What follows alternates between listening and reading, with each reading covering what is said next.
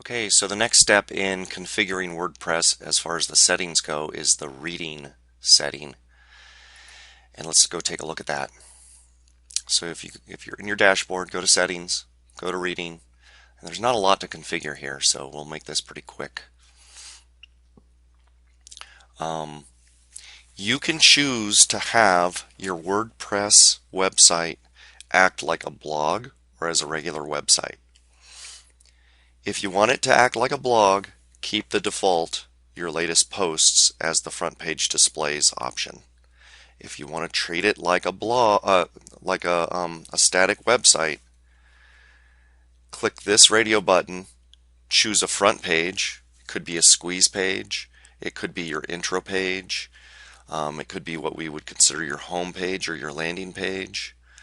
And then your post page, what you do is you make a page called blog. Don't put any content in it, just publish it.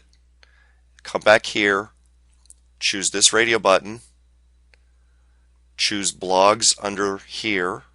There will be an entry under here called blog, and then choose a landing, a front page, and then move on. Blog pages show at most 10 posts. I keep that default. Syndication feeds show the most recent 10 items. I keep that at default. For each article in a feed, show full text or summary. You can do either one. There are two schools of thought.